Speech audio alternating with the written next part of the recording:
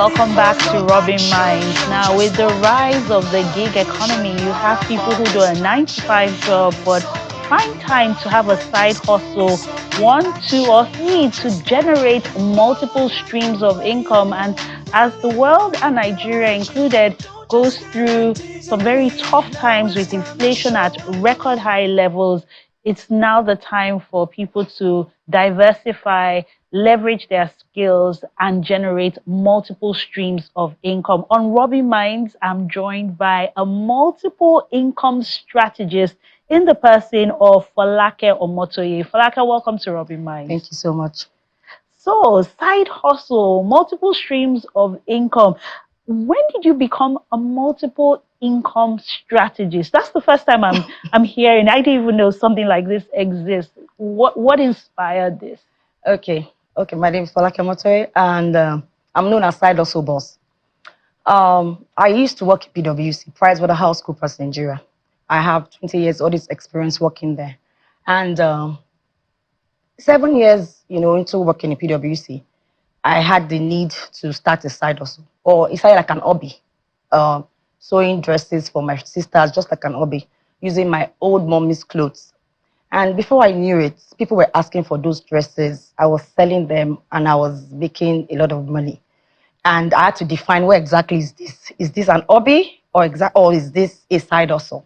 And before I knew it, I gave it a name. I used to call myself Babe for Life. The name of the store is Babe for Life Ankara. We're in Jabi Lake Mall and Palms Mall. And before I knew, I started selling. I moved from the house, started selling in stores, and that was it. So when I resigned 2 years ago from PwC, I was like, what's the next stage of my life? Should I still continue just audit? I love audits. I'm an accountant.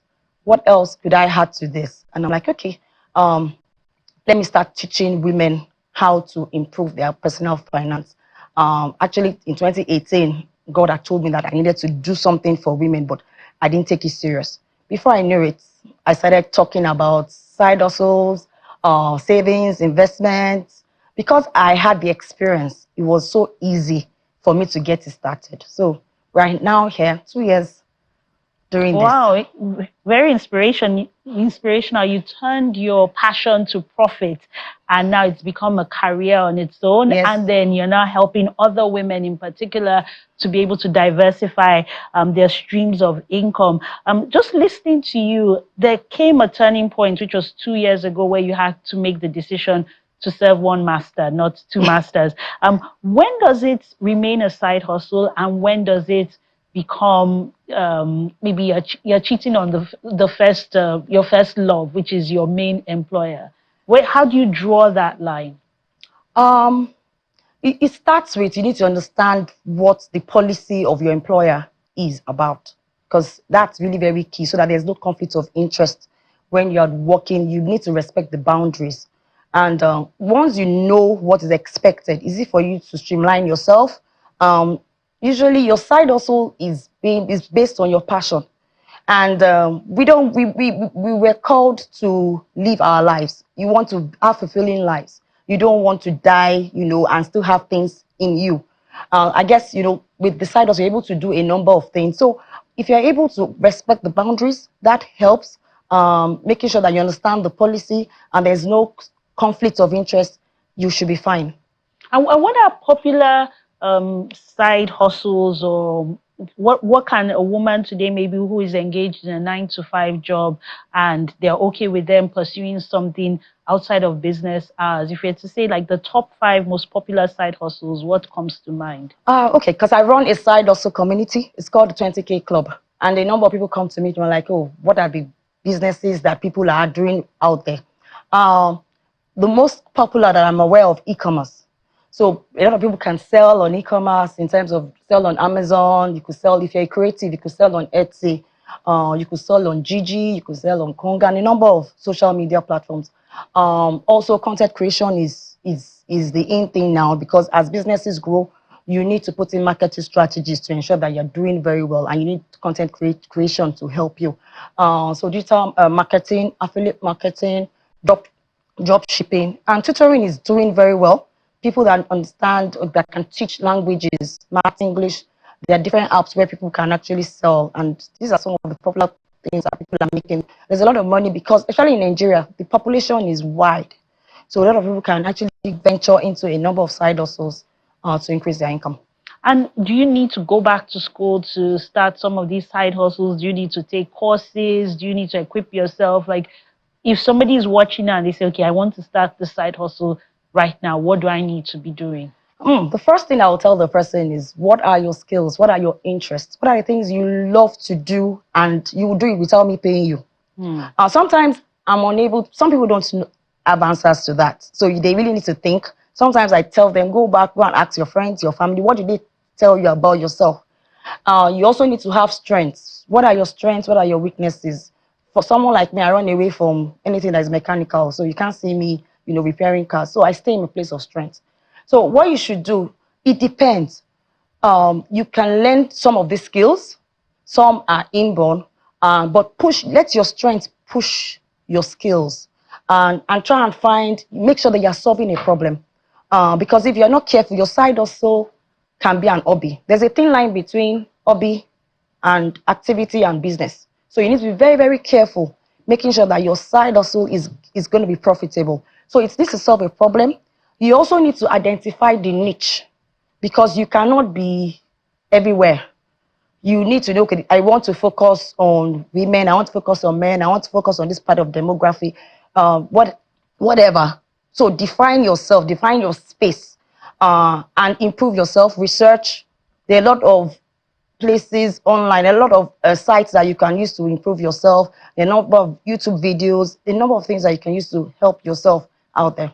And when you decided you want to go into this side hustle, how much time do you need to give yourself before it starts generating money? Because the difference between a hobby and a side hustle that gives you money is how profitable it is with the amount of time you're putting in. So do you expect to start earning money from day one, or do you give yourself a year, 2 years, months? So the answer to that is it depends.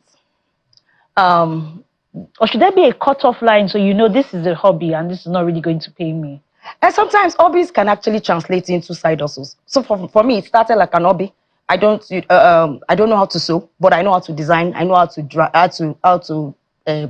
I know how to design. I know how to. I like colors. I like Ankara, and so I'm like, oh, you can transition this and turn it around and see how that can turn into business. I also know how to market. So that was one of the skills and the strength I put in place.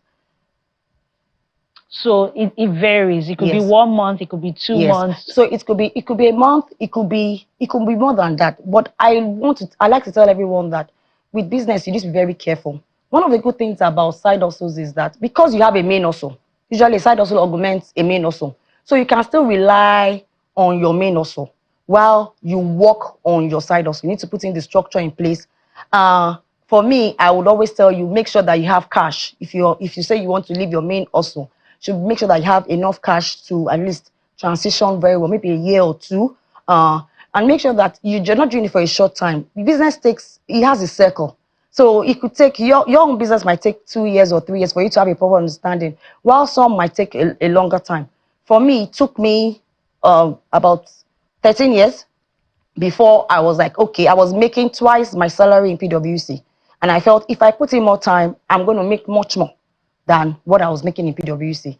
And so people need to look at their figures. People need to see that it's economically viable. How important is it to work with consultants in looking at the viability of a side hustle, or do you just continue to observe and take things as they come? You need to learn and unlearn. Like I said before, you have to research. It's so simple. The necessary numbers, financial numbers. What's your revenue? What's your gross profits? What are your costs? What are you spending more money on? What's your net profits? How much cash do you hold? How much stock do you have? You don't really have to talk to an accountant or a consultant before you are knowledgeable about some of these numbers. And one thing you need to know, once you see growth, you feel it, you see it, you know that yes, it has gotten to this stage. This business needs me full time. And what are some common pitfalls that people who engage in side hustles tend to face, and maybe even they get discouraged and decide, you know what, this side hustle thing is not for me? And Is it possible that not everyone will have a side hustle and not everyone should have a side hustle? Okay, so good question because I get it a lot. The first pitfall is there's a copycat syndrome. So you see your friend or your neighbor, they bought a new car because they are selling air, you decide to want to sell air. You see your friends doing this particular business, you assume that there's money there, you jump into it. And that's not how businesses should have. So a lot of people make those mistakes. You're supposed to do a bit of visibility study. And as the business progresses, you know more about it and you improve on it. As some of the pitfalls also include structure. People don't put the right structure in place. There's a lot of conflicts between even the side hustle and the main hustle. You are in the office, you are taking a call, customer call. You've not putting things in place. Someone like me, I remember in PwC, I had the store in Jabi Mall, and I had cameras. So I knew what was happening. I had an accounting software. I had the people, so it was easy for me to monitor, even though I wasn't physically there. So these are some of the things that people need to put in place. Another thing is people, like I said, we look at it like hobbies. We don't set out that, oh, I want to make money from this. This thing can be the next Netflix. This thing can be the next Amazon. We just think small and say, look, let me feel comfortable in this main hustle and not just, go into a side hustle. And finally, can everybody have a side hustle, or should everyone have a side hustle, or some people should just stay on their day job? When I speak to certain people, they tell you, I can only do 9 to 5. I'm not built to have a side hustle. And I disagree. I think we're all born to sell.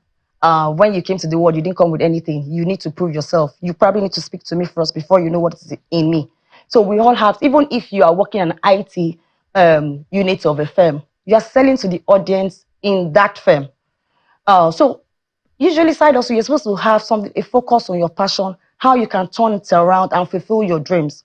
I think everyone, because even the way the country is going, I think everyone should have a side gig, something that would give you fulfillment, not just money.